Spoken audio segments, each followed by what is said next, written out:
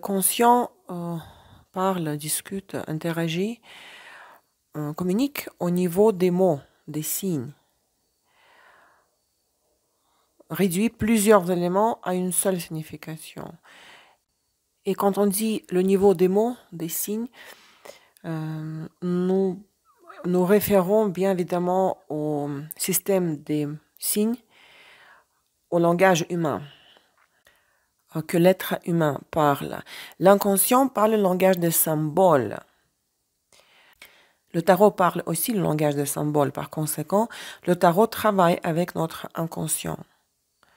L'inconscient peut inclure des concepts tels que le plan astral. En psychanalyse, il s'agit du monde des images ou des symboles, aussi des épithètes et des métaphores. Toute approche où l'on dessine des images, nous ne pouvons pas ressentir directement l'inconscient, ni par la méditation, ni par aucune autre technique, seulement si c'est une méditation très active, très profonde, la transe. C'est la seule façon d'y pénétrer éventuellement dans le subconscient. Dans la plupart des cas, nous nous trouvons à la surface de l'inconscient et nous y plongeons dans les rêves pendant notre sommeil. Donc, toute notre vie est tissée des relations de cause à effet, mais nous arrivons à un moment donné à un point où nous nous trouvons à un carrefour des chemins. Et cela peut se produire dans de différents contextes. Par exemple, changer d'emploi ou rester à l'emploi actuel, partir avec un nouveau partenaire ou rester avec le partenaire actuel. Peu importe, il s'agira toujours du scénario du choix entre ce que nous avons maintenant et ce qui pourrait arriver probablement. C'est-à-dire entre le familier, le confortable, le compréhensible et ce qui se passera ensuite, le développement et le progrès. Et si nous voyons que pour le jeune homme, et en fait pour tout jeune homme, le départ de chez sa mère est toujours un processus douloureux. Bien évidemment, toute sortie de toute zone de confort est un processus traumatisant et douloureux. Mais c'est aussi une condition nécessaire à la croissance. D'un autre côté, si le jeune homme dit non à sa bien-aimée, s'il reste avec sa mère, alors ce sera le symbole de l'inceste psychologique, de la régression. Là, dans ce cas, nous retournerons dans les arcanes précédents. Il n'y aura pas de progrès, mais il y aura une stabilité. Nous nous souvenons que c'est le centre du développement de notre conscience. L'ego est le centre du développement de notre conscience.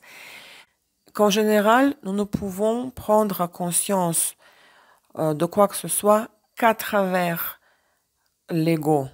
Plus l'ego est fort, plus la personne est consciente, plus l'esprit est présent en elle, plus elle comprend de choses.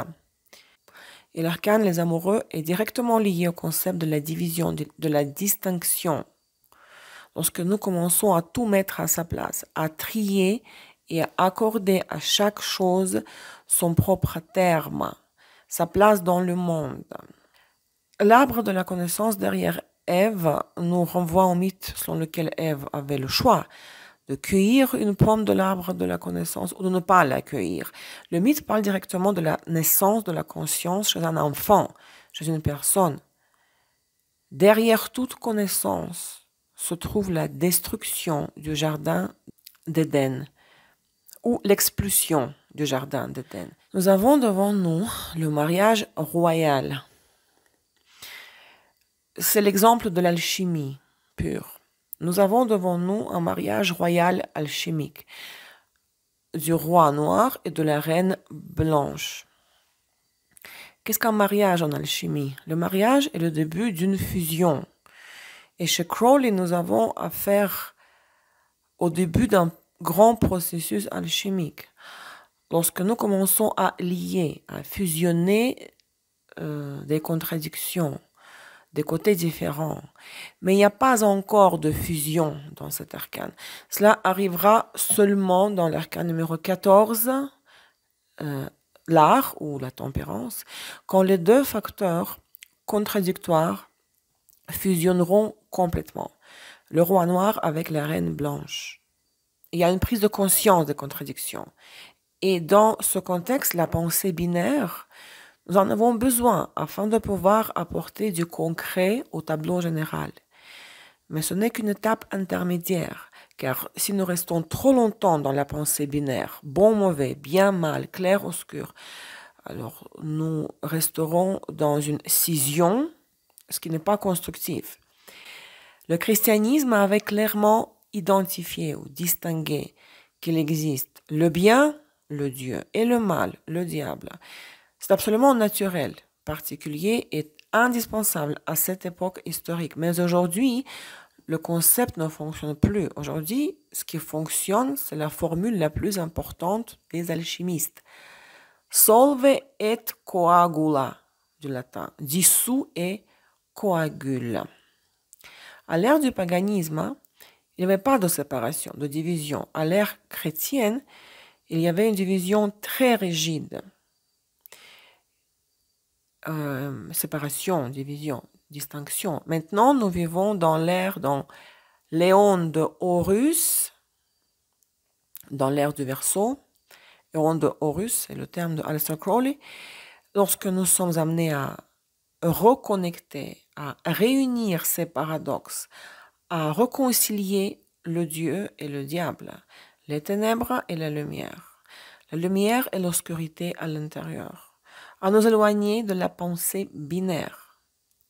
Le but ultime de la vie de toute personne est de s'éloigner de la pensée binaire et d'arriver à l'unification, à la fusion, à l'intégration, ce qui arrivera chez l'arcane numéro 14, l'art ou la tempérance.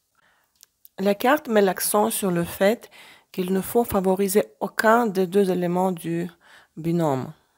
Si nous disons que le corps est pire que l'esprit, alors nous tombons dans le piège de ce binaire, de ce binôme. Le corps ne peut pas être meilleur que l'esprit. L'esprit ne peut pas être meilleur que le corps. Et quel est le problème, le mot de l'ésotérisme moderne? Il nous parle de la croissance spirituelle, mais la dernière est largement basée sur la distorsion de ce binôme.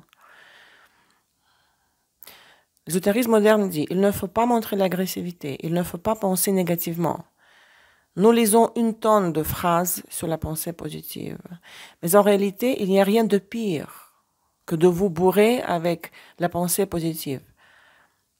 Quand vous faites cela, en réprimant toutes les pensées négatives en vous, une surprise vous attend à la fin. Après un certain temps, vous rencontrez des problèmes au travail, avec la santé. Tout ce que vous avez réprimé vous rattrapera tôt ou tard, de toutes les façons. La méditation sur la dualité, sur le cadavre blanc, dans le sens littéral. Il faut l'imaginer ainsi, blanc. Il peut être habillé en blanc. Pourquoi? Le blanc est associé au symbole de la pureté, de l'innocence. Et le cadavre est l'image explicite de la mort, de la décomposition. Il s'agit du processus de nigredo, ou du processus du noircissement en alchimie. Et ici, le cadavre blanc nous fait voir de nouveau des contraires. Le noircissement et la pureté en même temps. L'appel des esprits mystérieux des tourbières vient avec le brouillard et nous montre le chemin qui mène vers l'extérieur, vers le monde subtil. Les deux amants se tiennent les mains. Il est temps de décider s'ils se disent au revoir et lâchent les mains pour prendre le chemin de la connaissance d'un monde inconnu. Pas facile. Étrange choix, me diriez-vous. Et vous avez raison, car en fait, il n'est pas moins étrange que le choix entre la vie et la mort, le bien et le mal, les ténèbres et la lumière. Mais nous sommes obligés de faire ce choix. À la fois parce qu'on nous a donné ce droit et parce que personne d'autre ne le fera à notre place. Mais si vous pensez que le choix est sans ambiguïté, alors vous vous trompez profondément. Vous pouvez rester, vous pouvez partir. Vous pouvez aussi attendre. Vous êtes invité à comprendre qui choisit réellement, qui ou que choisissez-vous réellement et pourquoi ce choix est nécessaire. Le choix est équivalent à la compréhension qu'il y a des choses que nous ne pouvons pas encore unir. Il est en fait impossible de les unir à ce stade de la vie. Nous n'arrivons pas à les unir. Joindre ces contradictions maintenant, il est impossible. Il faut l'accepter. Vous pouvez les voir clairement. Vous pouvez savoir qu'elles existent, au pluriel. Et si tout est clair pour vous, vous pouvez faire un certain choix intérieur, mais vous n'arriverez pas à les unir, les choses contraires. C'est le choix entre les partenaires, un triangle amoureux, ou le choix entre les voies de l'évolution de la relation, la compréhension des besoins de l'un et de l'autre, l'échange, un dialogue. Les deux personnes peuvent échanger, partager beaucoup de choses, mais en même temps, sans vraiment entrer dans les détails de la vie de l'autre, sans imposer sa vision des choses.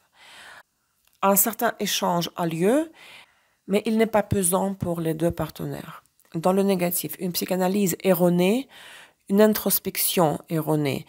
L'histoire typique, quand le psychologue a déterré les malheurs de votre enfance, qui étaient normales, mais c'est soudainement avéré d'être malheureuse.